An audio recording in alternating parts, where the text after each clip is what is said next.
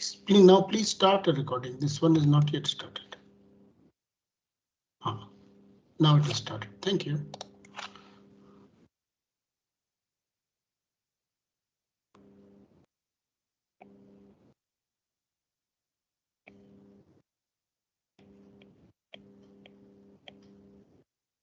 So again, on behalf of Palash and myself, wish you all a very happy new year and a great start to one of the foundational courses in computer science.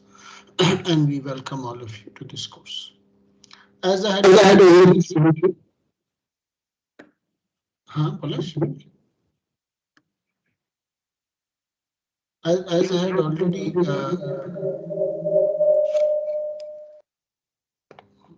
I had already mentioned to you over email, we will have pre-recorded videos available, and most of them are available in the previous year's web page, course page, which is already mentioned in the course web page which Palash has given. I have also sent you the links. I wanted to know how many people have had a chance to go through it. Please raise your hands.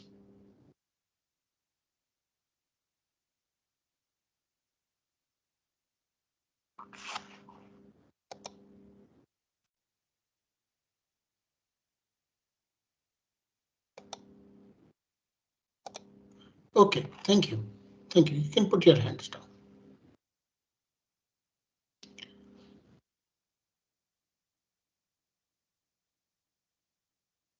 So as Palash discussed, that we are concerned with algorithms design, and algorithms are a little different from programs.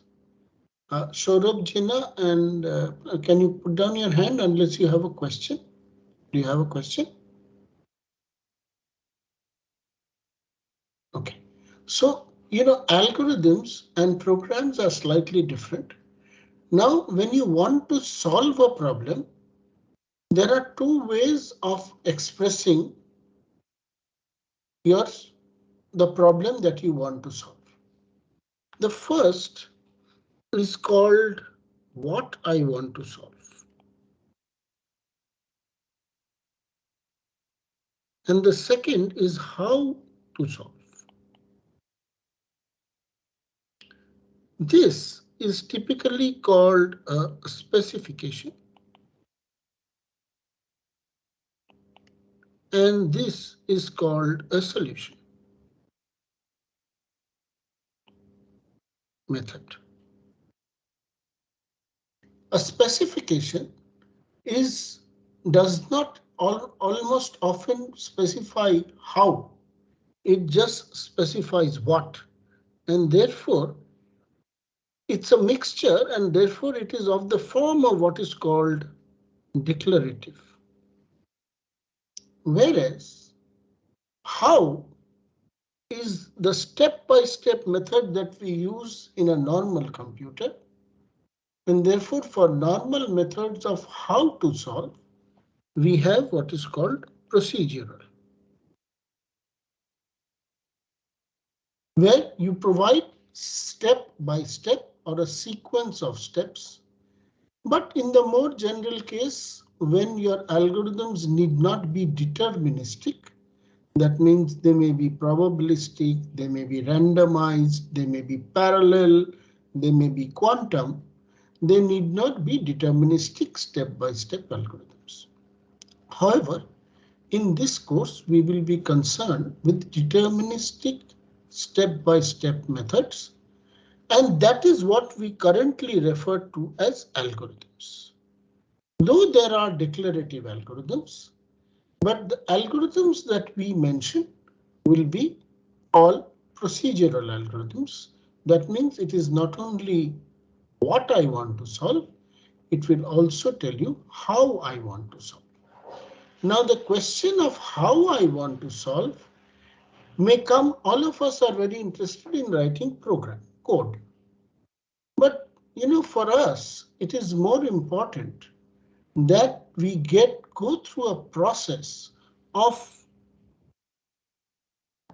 idea of how to solve the problem, and then translate that idea into a detailed method.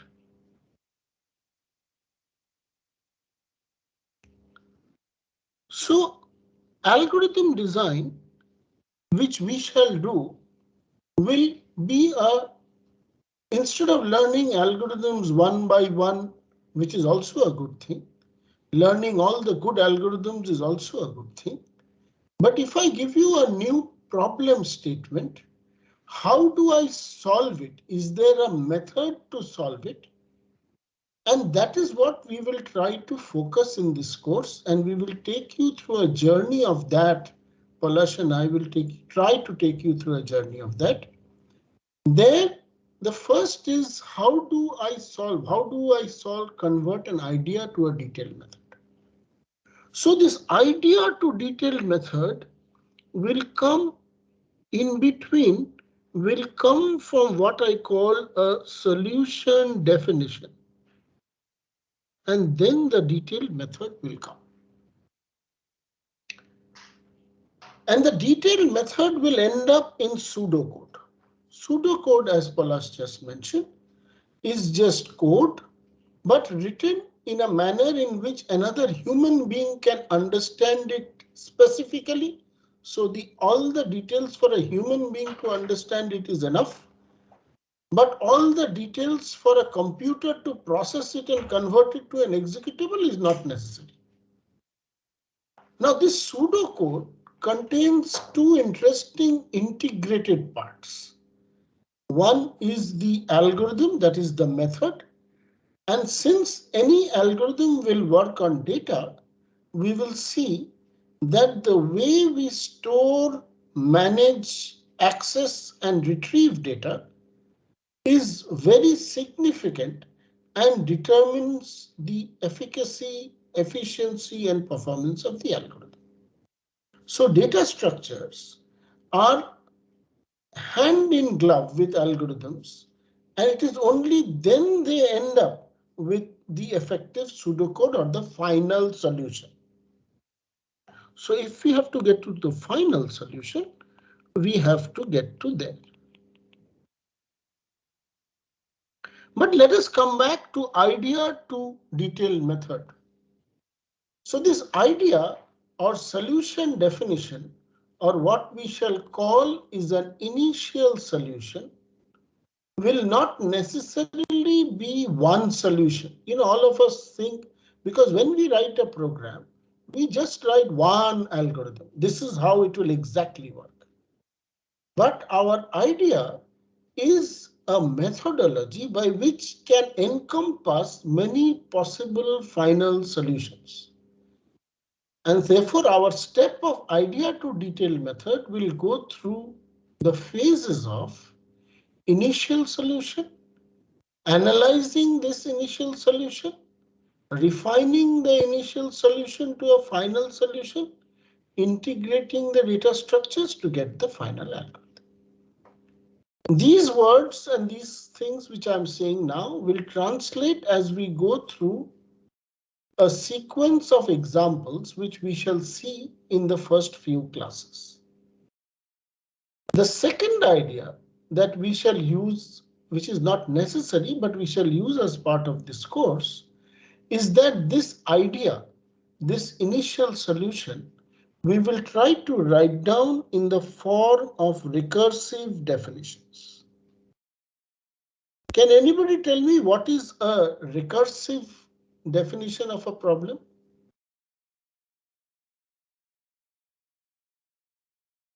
Does anybody remember? The solution of a given state depends on the previous state.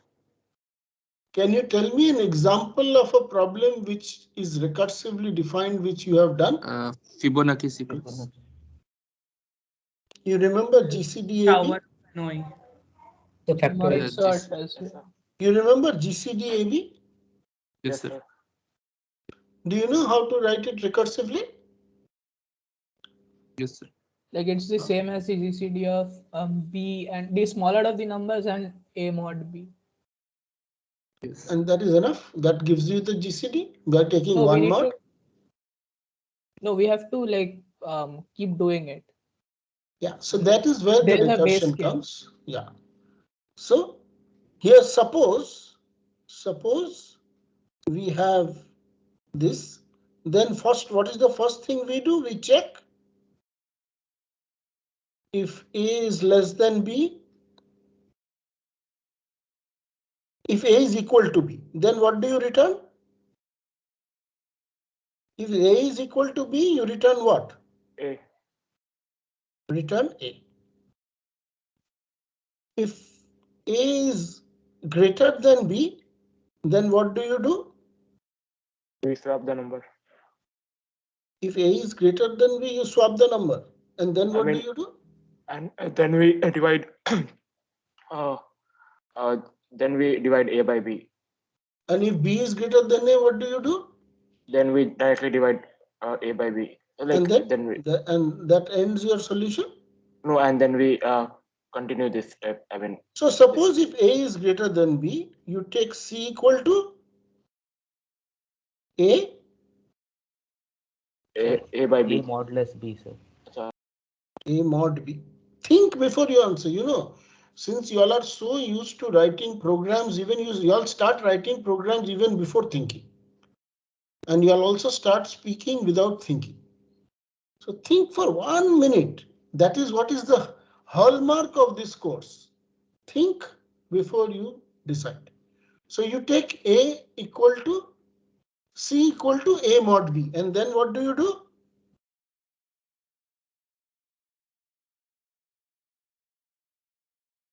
Then? Sir, now replace GCD by of we written C GCD and of B. So D equal to GCD of B B and comma C. Yes, sir. Yes, sir. Else, what do you do if now B is greater than A? C equal to P mod A. And So right. No, B C equal to P mod A. B mod A. And then D is equal to. Then D is equal to GCD of B comma C. B comma C and return D. Is everybody okay with this? Anybody has a doubt? Alapan Sen? Alapan Sen, are you there in the class? Yes, sir. Okay. Subhesh Anand, what is your doubt? Sir, there can be edge cases where where one of the numbers can be 0. Yeah. So what do you do? Which will be the edge case when one of the numbers is 0? You check if A or B equal to 0. Statement. So here in the beginning only you check if A or B equal to 0, right? Yes. So you also have to check Sir, A will or it B be equal equals to GCD of A comma C in the last part?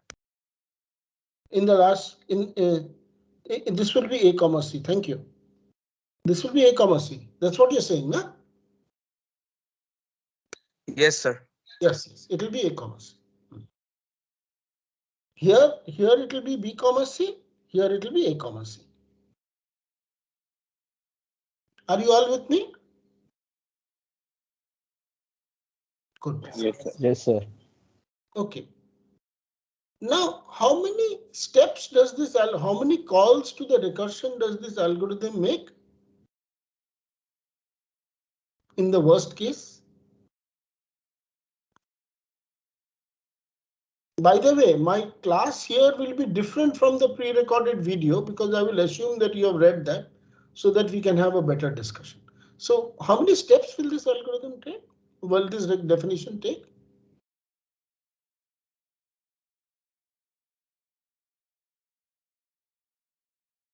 How many recursive calls in the worst case? Suppose A is greater than B, then how many recursive calls and B is not 0? In the worst case? Sir, is it B? Huh? B times? Sir, A by B. Correct, A by B. A by B times. Good. How will you how did you get to that analysis A by B? Sir, because for calculating GCD, we divide the larger number with the smaller number. Then with the remainder, we again divide the previous number. So how And many so it times goes will on you go like a through this recursion. process? So that many steps we will need in the worst case. Give me an example of when the worst case will occur. Give me Sir, some for A and B. example, 2 and 3, GCD of 2 and 3. This is too trivial. Give me a bigger example. Sir, GCD of 7, 97. 7, 97. Okay. Why? So what is 7 divided by 97? 97 divided by 7? So how many steps will it take? 13. 30. So if you run this program, when you do 97 mod 7, what do you get? 6, sir. 6. Then when next, what will you do? What you'll do 7 mod 6? We get 1. We get 1. Algorithm stops, no? Yes, sir. 3 steps. Yes, sir. Interesting, no? To find out how many steps. I will ask you all tomorrow again.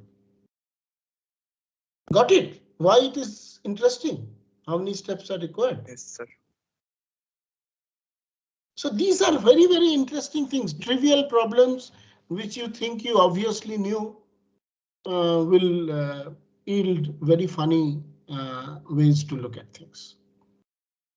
And then we will see that how to formally analyze what is the advantage of recursive definitions, because the second step, which is the analysis, becomes easier. There are mathematical ways to do it, and we shall use recurrence equations and we shall study recurrence equations. The other advantage of a recursive definition is the proof. In this GCD, how will you prove that your algorithm is correct? By what method? Mathematical induction. Mathematical induction. Very nice. Mathematical induction.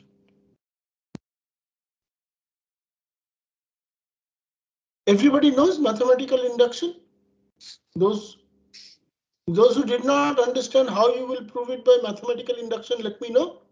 How will you prove this GCD by mathematical induction? Please raise your hand if you cannot figure out.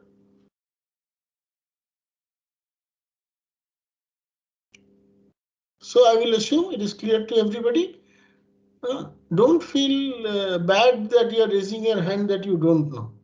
That is the worst thing that can happen if you really don't know. Good. So if we see, our approach will be to use recursive definitions as the initial solution and then analyze that and refine it. And in order to do that, we will go through the baby steps of certain trivial problems. Why do we solve these trivial problems? We solve these trivial problems just to get a hang of the method so that we can use the method in a more complex problem. So our first problem is to find the largest of n numbers. How would you tell me, how do you get the idea of finding the largest of n numbers? How do you all find the largest of n numbers? Can anybody suggest? Unmute and tell me. So we first like we'll assume set that the first number, sir. Like we'll set the first number as max and compare every number with that first number through a for loop, and then So update. you use a for loop. You Yes. set some number as max, Yes, and sir. then Yes. yeah. Just let me repeat what you're saying. So you initialize the first number as max, and then you go through a for loop, and every number you compare with max, and if that number is larger than max, you update max to the new number, right? Yes, sir. Perfect. Now, why did you choose the first number as max? You could have chosen the last number as max also, no? I mean, I don't think it shouldn't matter in any ways. I mean, we can choose anything. You can choose any number as max. So I'm generalizing your solution. All right. I'm generalizing your solution. So how do we convert this to a recursive definition? Just tell me by word of mouth. Sir, first I think we can set the first number to be the max, then we can compare the first number to the maximum of the n minus 1 elements. Correct. So what we can do is that to find max of n numbers, you will find the maximum of the first number and the max of, tell me, Dhruv, n minus 1 numbers. N minus 1. Correct? Has everybody understood this? Yes, sir. Yes, sir. Good. So let's write this down recursively, this idea. Everybody understood the recursion? Anybody who didn't understand? That to find the maximum of n numbers, I take out one number, I find the maximum of the rest, and then I compare these, the maximum that has come of the rest with this number, and whichever is the larger. So here this maximum is actually larger of the two. Clear to everybody? Simple, is not a problem. So we write it down. So how do we write it down? So this yields this. I want to bring to your focus how we are solving the problem. So we will assume that we have a list L which has got x1 to xn elements, and each xi is an integer. Now my recursive definition, the function definition is max. Max of L. So let L be x1 to xn. What is in recursion? There has to be a base condition, right? Or corner case, or somebody gave some other name a little while ago, whatever. So if L is, so we will assume, what is the other base condition that I did not write? L equals to 2. No. L equals to 1 is one base. One base condition I did not write. L equal to L is null. Oh, yeah. If L is null, return null. All right. So you have to take the case if L is null, what to do. Okay. I have not taken the case here. That case I have not taken, but if L is null, what to do? You have to take care of. I did not write it. So if L is of length 1, then there is only one element, I return 1. If L is not of length 1, so it does not return, then I create L dashed out of L by L minus x1. What does it mean? Remove x1 from L. In our pseudocode lingo, this is what we will use. I'm getting you used to that. Then I find, so where is the recursion? Here is the recursion, right?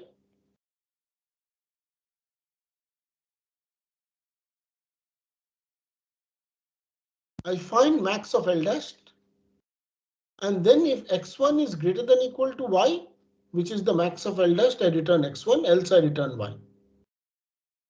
Has everybody understood? This is exactly what we wanted to do a little while earlier based on Dhruhin's idea. Anybody who has not understood this? Abhyudaya Agarwal, are you there? Abhyudaya Yes. Agarwal. Understood? Yes, sir. Okay. Now, would it make a difference if I, instead of removing x1 from L to create L dashed, Abhyudaya, I removed any element, any xi?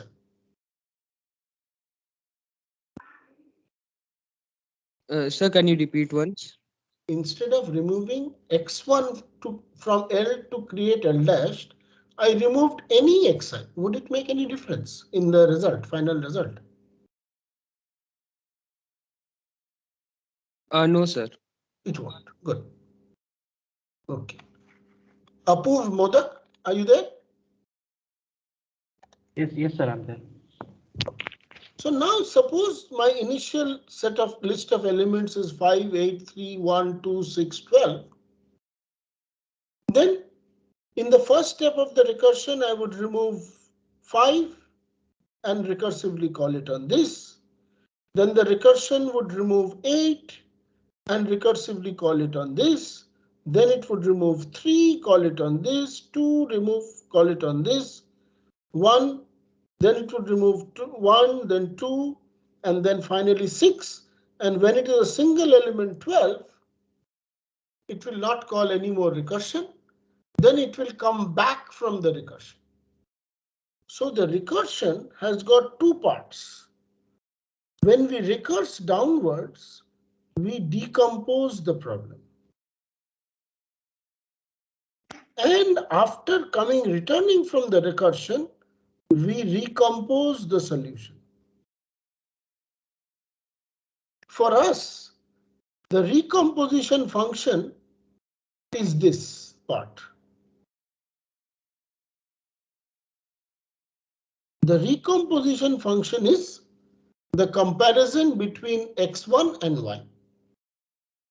So here, when 6 and 12 happen, 12 is returned. Then 2 and 12 are compared, 12 is returned. Then 1 and 12 is compared, 12 is returned. Then 8 and 12 are compared, 12 is returned. Then 5 and 12 are compared, 12 is returned. So we have a decomposition, a recomposition, and we have the recursion going down deeper and deeper recursive calls and the recursion returning. Any questions?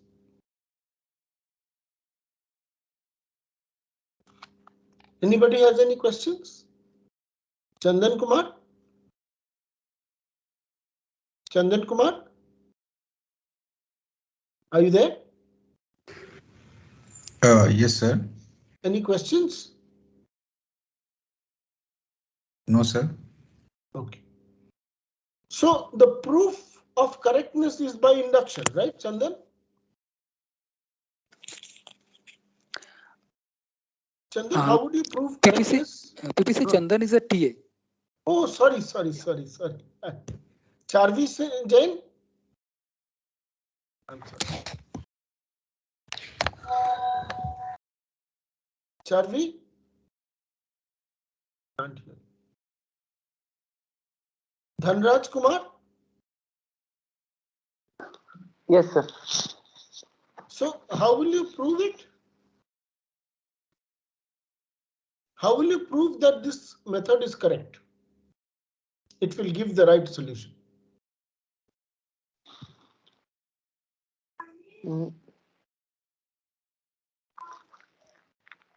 Prove.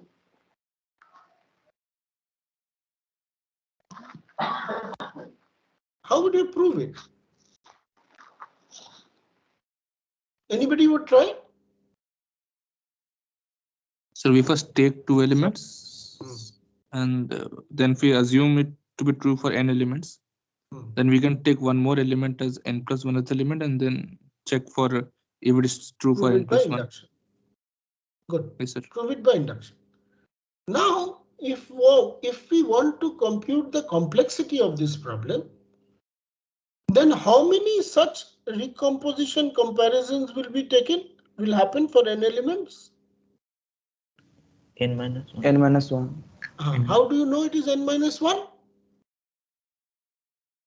There we take one element will be recourse of compared by n minus 1.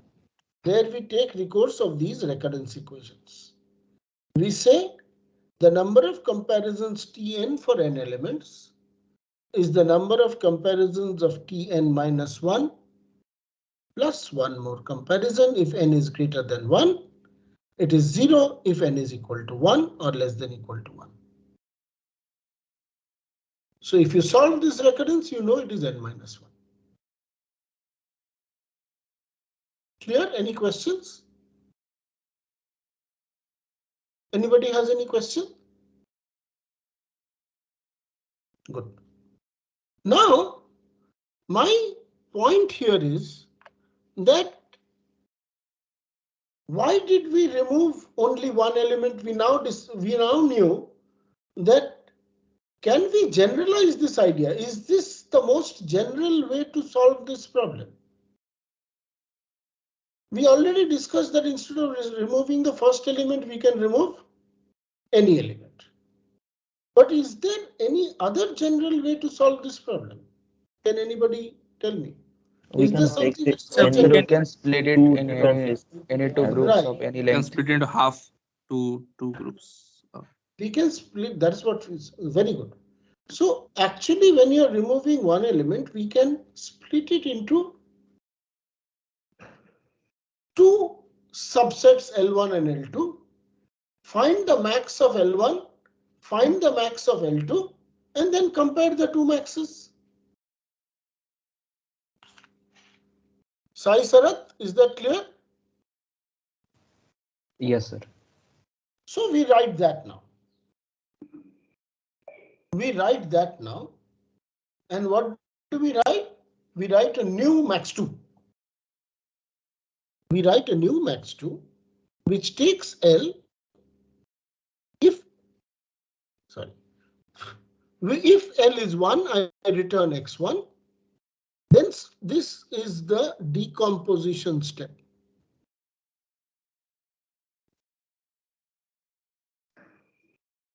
I split L into two non-empty sets L1, L2. I find the max of the two, max L1, max L2. Then I compare y1, y2, which is the return value. And if y1 is greater than y2, I return y1, else return y2. So now I have generalized the previous one. Got it? Is it clear to everybody? Yes, sir. Okay. Now, the proof of correctness by induction is obvious.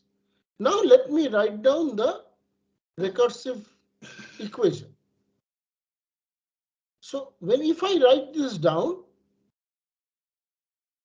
I get Tk is equal to Tk plus Tn minus k plus 1. If n is greater than 1, it is equal to 0. If n is equal to 1, and therefore this resolves to n minus 1. The example is there on the right hand side. I can split it in many ways, but finally, whether I did that one or wherever I split, somebody just said split it in the middle.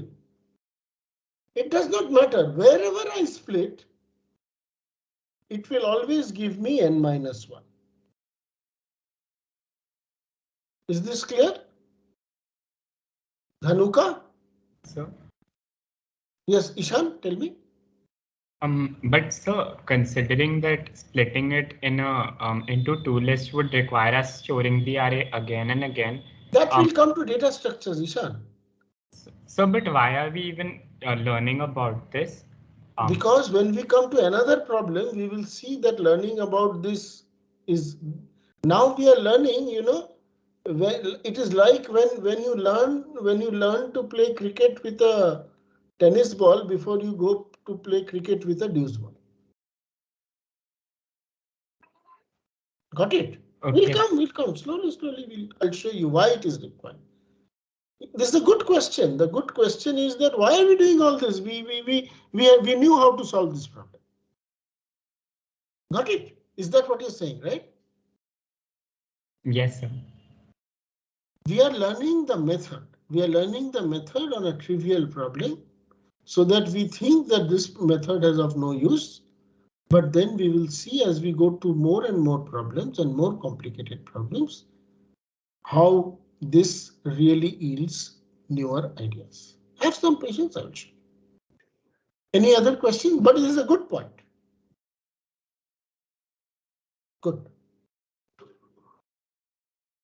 So we know what to do, how to solve this, etc. Let us look at this problem in another way. Assume that each such comparison, what does the comparison do? It compares between two elements and declares the winner. Got it? Doesn't it compare just two elements and declare the winner? Yes, sir. Yeah. So this is like, you know, all of you decide on these this knockout tournaments, you all know, no? Yes, sir. Yes, sir. Have you in your club, school, etc. designed a knockout tournament? Isko bye de diya. This fellow gets a bye into the second round. This everybody plays. These guys play the first round. Then this person goes straight into the quarterfinal, etc. Yes, sir. Yes, sir. Good. Yes, sir. Yes, sir. Yes, So sir. finding the largest is actually a knockout tournament design, isn't it? Yes, sir. So you can see that whichever way you design the knockout tournament for n players to declare the winner, you require n-1 matches.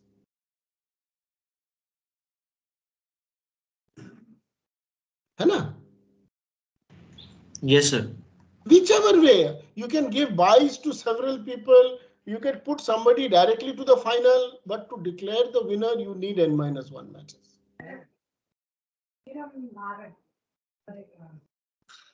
Which gives us two ideas. The first idea is that it gives us the idea of a new data structure, which we shall utilize very effectively later on. Let's remember this. The second thing it gives us an idea is to ask the question is whether I can solve the problem of maximum finding or the winner of a knockout tournament by less than n-1 matches. Can I do it by less than n-1 matches? Yes, sir. How? Sir, Show me a like tournament with these 7 players with less than 6 matches.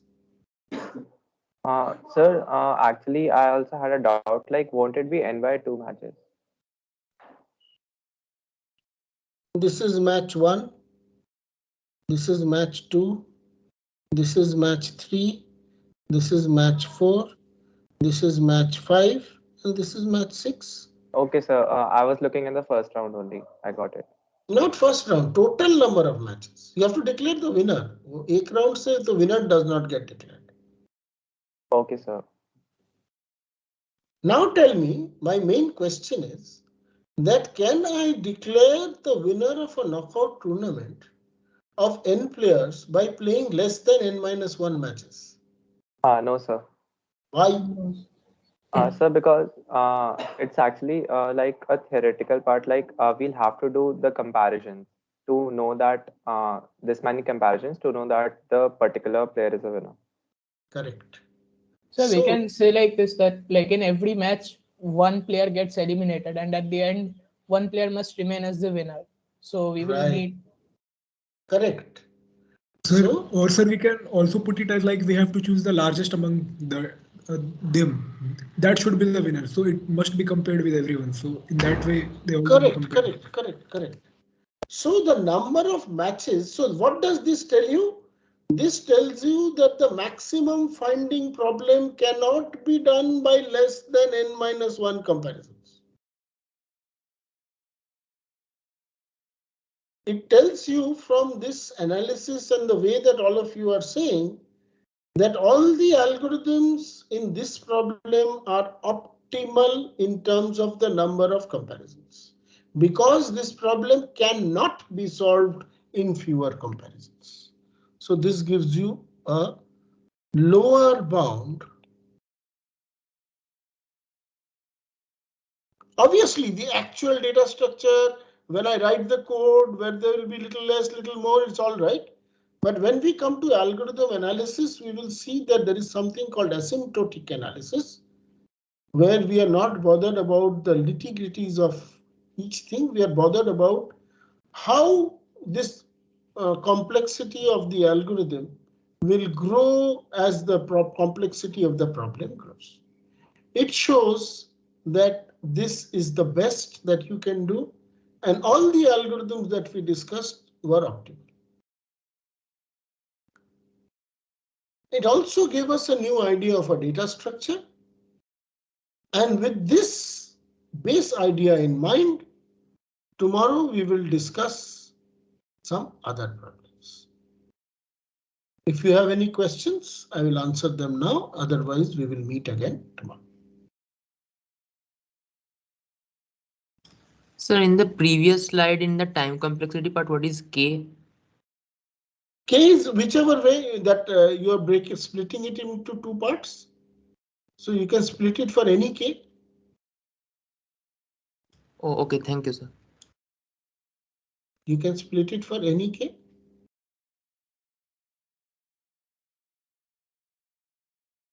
Okay, sir. Thank you. Good. Anybody else has any other question?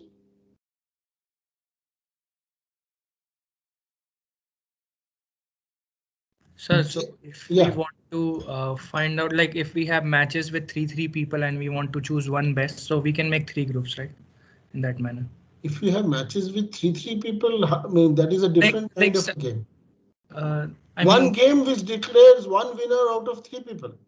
Ah, yes. Which is that game which 3 people play in one? Let's suppose that we have that. Tell me a particular game. ऐसा हो सकता है? Tell me which game. Like Ludo, if we take. Right. So now you have to see whether a 3-player and that winner. So whether there is, in computing paradigm, you have to find out whether there is a single constant operation that can compare 3 numbers as fast as they can compare 2 numbers and declare a winner.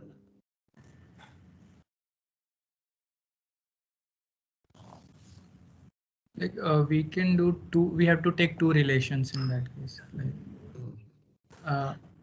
the other question that I have is that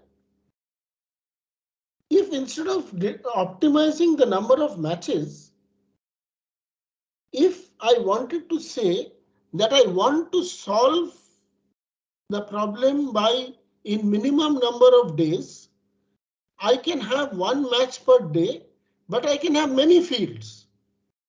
That means I can play matches in parallel. Got it? Yes, sir. I can play matches in parallel. So the other question is, how many such playing grounds I need to ensure that if one team can play only 1 match per day, then what is the minimum number of days I will require to declare the winner? That is another way of finding matches. And in terms of algorithms, what does this relate to? What kind of algorithms?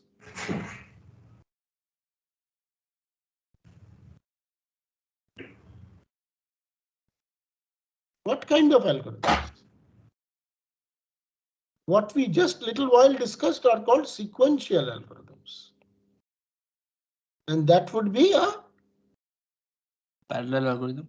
Yes.